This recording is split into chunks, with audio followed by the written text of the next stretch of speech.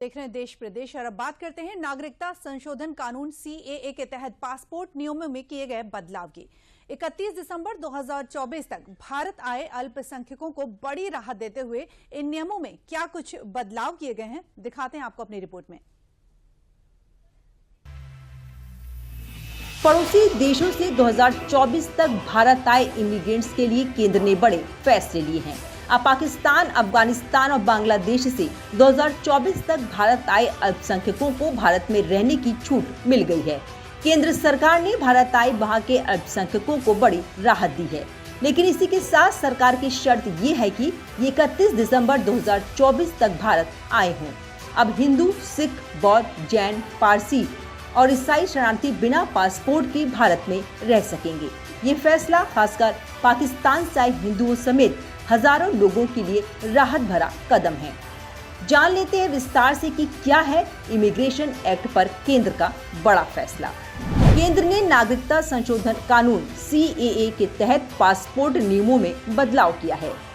31 दिसंबर 2024 तक भारत आए अल्पसंख्यकों को पासपोर्ट और वीजा की अनिवार्यता से छूट दी गई है, चाहे वे लोग वैध डॉक्यूमेंट्स लेकर आए हों, पर अब वैधता समाप्त हो चुकी है।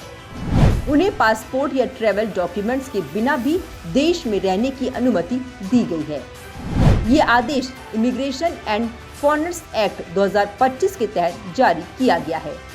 विशेष रूप से उन लोगों को छूट दी गई है जिन्हें धार्मिक उत्पीड़न का सामना करना पड़ा है। हिंदू, सिख, बौद्ध, जैन, पारसी और ईसाई शरणार्थी बिना पासपोर्ट के भारत में रह सकते हैं।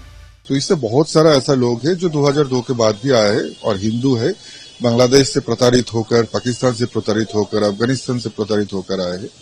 उनके लिए बहुत ही सुविधा होगा और सब लोग मिलकर आज भारत सरकार को धन्यवाद ज्ञापन कर रहे हैं।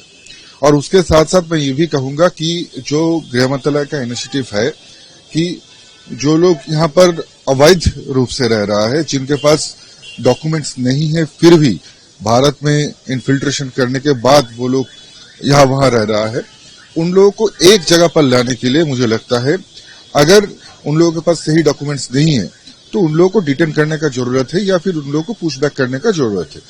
दरअसल केंद्रीय गृह मंत्रालय का यह आदेश नागरिकता देने के लिए नहीं बल्कि डिपोर्टेशन से छूट देने के लिए है, जिन्हें धार्मिक उत्पीड़न या प्रताड़ना का सामना करना पड़ा है। सरकार ने हाल ही में संसद और सार्वजनिक मंचों से ये दोहराया था कि देश से सभी घुसपैठियों को बाहर निकाला जाएगा, लेकिन इस आदेश के बाद साफ हो गया है कि देश में अवैध रूप से रह रहे लोग या जो लोग 2024 के बाद आए हैं, उनको इसमें शामिल नहीं किया जाएगा।